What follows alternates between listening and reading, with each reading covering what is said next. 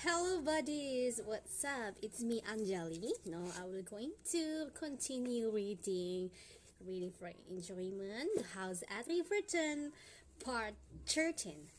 The title is The Dinner. All along the corridor and down the stairs, I replayed Emmeline's reported, but no matter which way I twisted it, I arrived at the same conclusion.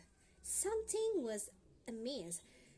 It was not like Alfred to be clumsy. And yet, the episode was surely not a fabrication. What reason, after all, had Emmeline to invent such a thing? No, it must have occurred, and the reasons must be as Hannah suggested. An incident, a moment of distractions as the dying sun carved the window pane, a slick, a slight cramp of the wrist, a slippery tree. No one was immune to such occurrence, particularly, as Hannah pointed out, someone who had been away some years and was out of practice. But, but though I wished to believe this simple explanation, I could not. I couldn't, for in a small pocket of my mind collection of motley incidents, no, not so much as a collection of motley observation was forming. Misinterpretations of benign queries after his health, overreaction to perceived criticism, forms where once he would have loved. Indeed, a general air of confused irritability applied itself to everything he did. If I were honest, I had perceived it from the evening of his return. We had planned a little party. Mrs. Thompson had baked a special supper, and Mr. Hamilton had received permission to open a bottle of the master's wine. We had spent much of the afternoon laying at the servants' hall table, laughing as we arranged and rearranged items so that they might best please Alfred. We were all a little drunk, I think, on gladness that evening, to none more so than I. When the expected hour arrived, we positioned ourselves in a tableau of poorly pretended casualness. Expectant glances met one another as we continued to wait, ears registering every noise outside. Finally, the crunch of gravel, loud voices, and car door closing. Footsteps drawing near.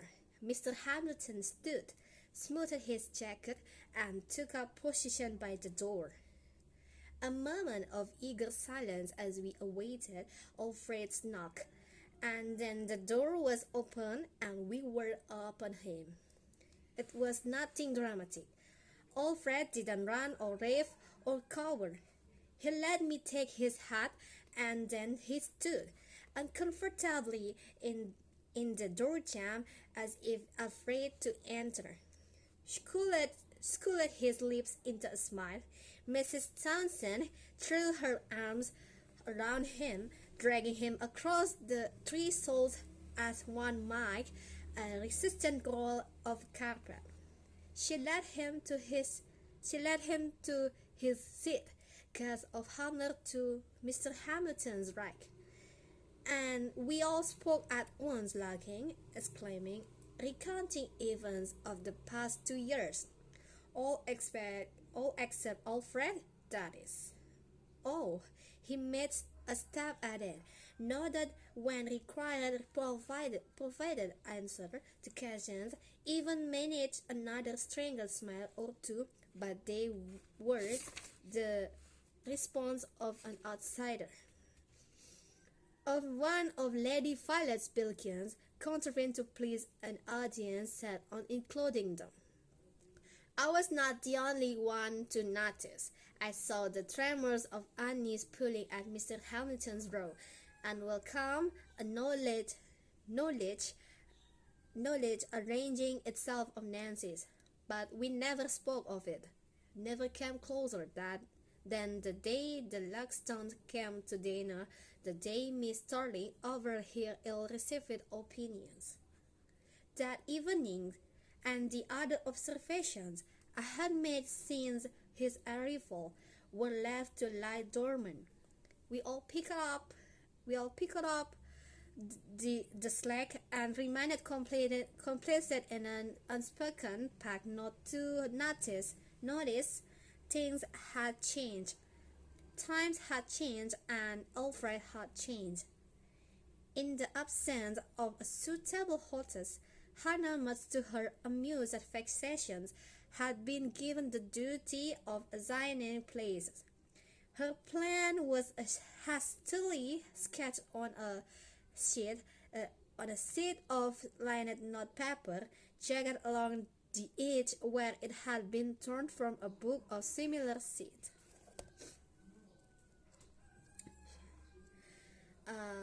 The place cards themselves were lettered plainly, black on white. The Asbury crest embroidered on the upper left corner. They lacked the flair of the dowager Lady Asbury's card, but would serve the purpose well enough, matching the comparatively austere table setting favored by Mr. Frederick. Indeed, to Mr. Hamilton's eternal chattering, Mr. Frederick had elected to dinner and family, rather than in the normal La Russe style to which we were accustomed, and would be carving the peasant himself. Though Mr. Townsend was a guest, Nancy fresh from her stint outside the house quietly approved the choice, noting that the master's decision was surely calculated to sweet the teeth of his American guest. It was not my place to say, but I preferred the table its more modern manner. We thought the three like a persons pregnant with their overloaded salvers of sweetmeats and elaborate fruit display. The table had a simple refinement that pleased me. The stark width of the cloth starched at each corner, the silver lines of cutlery and sparkling clusters of stemware. I peered closer. A layered thumbprint blotted the rim of Mr. Frederick's champagne flute. I poured a hot bread onto the offending mark and rubbed at it quickly with a bunch corner of my apron. So intent was I on the task that I jumped when the door from the hall swung forcefully inwards. "Alfred," I said, "you frightened me. I almost dropped a glass." "You shouldn't be touching them," Alfred said. A familiar frown settled on his forehead. "Glasses are my duty." "There was a prince," I said. "You know what Mr. Hamilton's like. He'd have your gut for garters if he saw, and Mr. Hamilton in garters is something I hope never to see." An attempt at humor destined for failure before it was made, somewhere in the trenches of Friend Alfred's laughter had died, and he could only grimace. "I was going to polish them later." "Well," I said, "no, you won't have to. You needn't to keep doing that." His tone was measured. "Doing what?" "Checking up on me, following me around like a second shadow."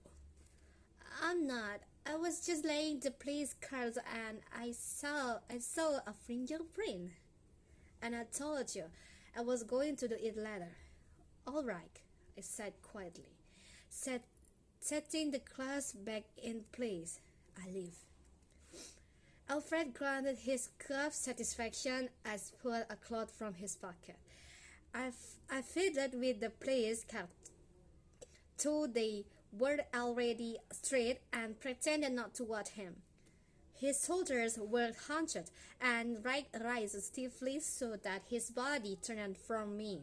It was an entreaty for solitude, yet the cursed bells of good intention rang loudly in my ears.